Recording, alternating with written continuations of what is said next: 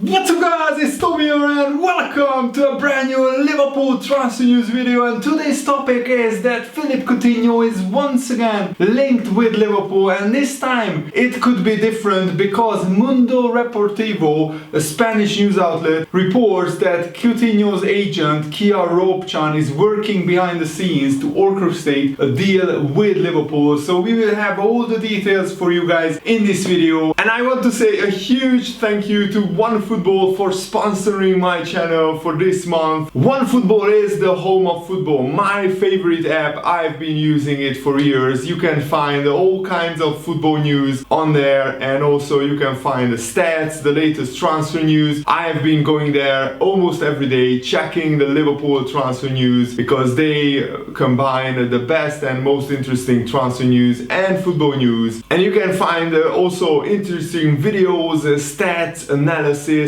fantasy football tips, and all kinds of interesting football related content on the OneFootball apps, and it's completely free. So what are you waiting for? Make sure to download OneFootball using the link in the video's description, and you support the channel as well that way. The latest report says that the Coutinho's agent Kia Ropchan is talking behind the scenes with Liverpool and Tottenham because according to the Spanish newspapers, Coutinho is on Liverpool's agenda, with of course Tottenham also interested in the Brazilian midfielder. Jurgen Klopp is still a big fan of Coutinho. Yes, he's 29 years old, but if Liverpool lose one of their midfielders this summer, and we are maybe selling the likes of Shaqiri and maybe other midfielders as well, Liverpool are interested in bringing back Philippe Coutinho because Jurgen Klopp thinks he would be the perfect midfielder to replace somebody like Shaqiri. Shaqiri is actually the same age as Coutinho, 29, and Coutinho could still do a brilliant job at Liverpool for the next 3 or 4 years. At 29 years old, he's not certainly an old player, and he's a player who knows Jurgen Klopp, who knows half of the Liverpool first team, who knows the system at Liverpool. And of course there is a stipulation: Liverpool probably have to sell one of their midfielders to have a space for Philippe Coutinho. But the report says that if Liverpool lose one of the key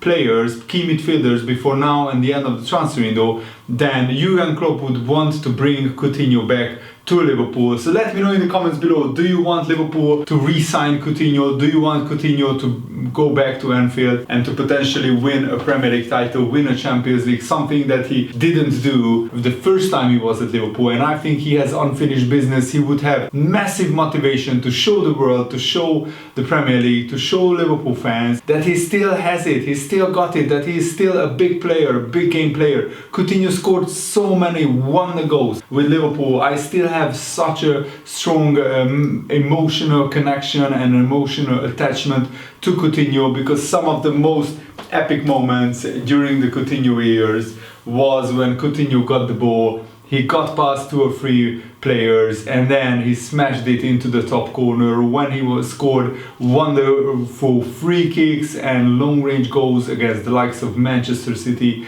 and Southampton and Tottenham and other teams. It was a joy to watch. Coutinho is a flair player, and I absolutely love watching those kind of players. And Coutinho has stepped up his recovery as he returned to pre-season training for Barcelona this week, and he's still up for Slayer. Could Barcelona need to generate around 200 million pounds in terms of they need to get rid of player wages and many commitments that they have because of the debt that Barcelona have. They still can't register the likes of Memphis Depay, Aguero, Eric Garcia, 3 new players, free agents who they signed, but they couldn't officially register it because of La Liga restrictions on player wages. And also they still are yet to agree a new contract with Messi, and the season is getting closer and closer. So Barcelona are in a rush. Barcelona have to move on players, and Coutinho is one of them. And I think for a cut price deal of like 10-20 million pounds, we could take Coutinho to Liverpool and he could provide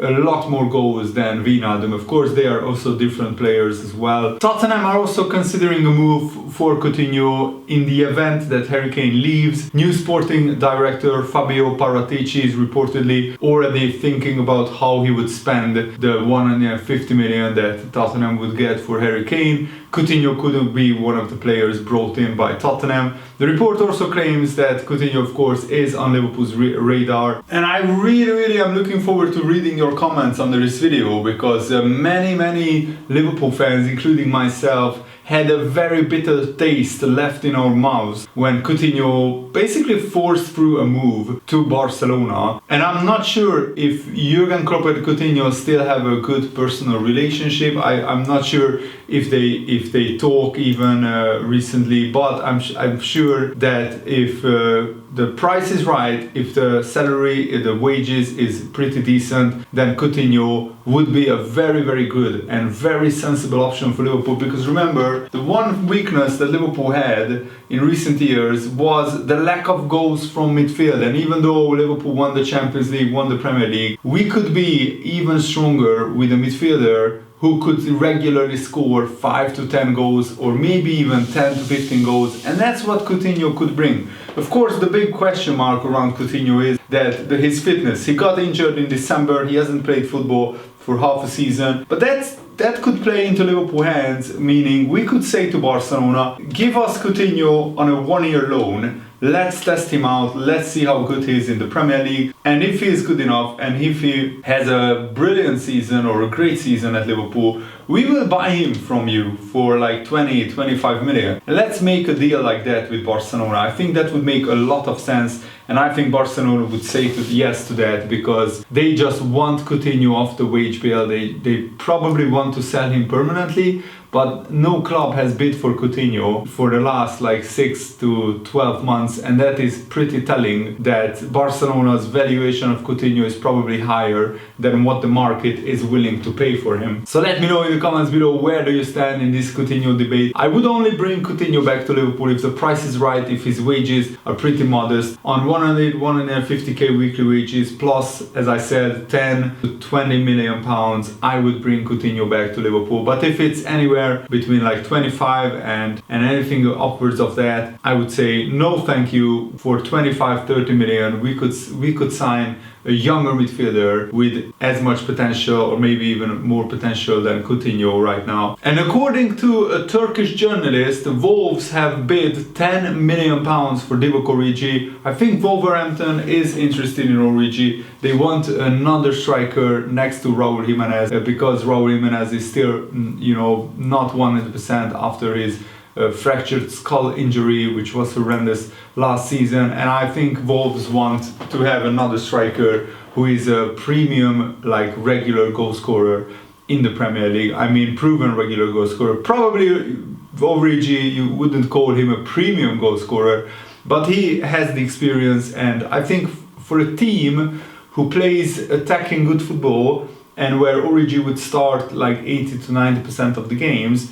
Origi could still bang in 15 to 20 goals in the Premier League next season for a team like Wolves. But according to the journalist, Liverpool rejected the bid and they want 20 million pounds for Origi. I think we should arrive in the middle and sell him for 15 million, and we could reinvest that 15 million pounds into the squad as well. And also, shock news, Aston Villa have signed former Liverpool player Danny Ings from Southampton, and this came from absolutely nowhere. No journalist was reporting this, and then Aston Villa, bang, they announced that Danny Ings signs for them, and I think that's a terrific deal. I think they signed him for like 30 million, and Liverpool get 20% of any fee above 20 million that Southampton gets. So basically, Liverpool pocketed 2 million pounds from the sale of Danny Ings from Southampton to Aston Villa, and they didn't do anything apart from selling Danny Ings to Southampton. And I think Aston Villa are building a very, very strong side, and they are probably already spending the Jack Grealish money.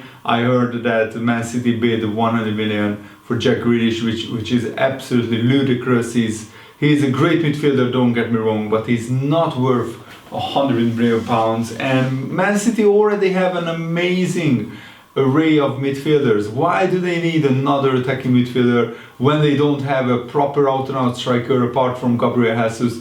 They should have bid 150 million for Harry Kane and just get a great striker instead of spending 100 million on Jack Grealish. But if they do both, then that just puts the Premier League as a laughing stock. It will be an absolute mockery if Man City, like at the end of the pandemic, they can spend 250 million like that on two world-class players. It's just laughable how they can get away with anything, really, with breaking financial fair play rules. But I don't want to go on a long run. You know my opinion on that already. And according to Metro journalist Daniel Nielsen, it looks like Southampton are already looking for a Dennings replacement, and Divock Origi could be a player who Southampton would want. But of course Liverpool are holding out for 20 million. But I think Origi, probably Southampton make him a 15 million bid for a transfer. I don't think Southampton would value Origi at 20 million.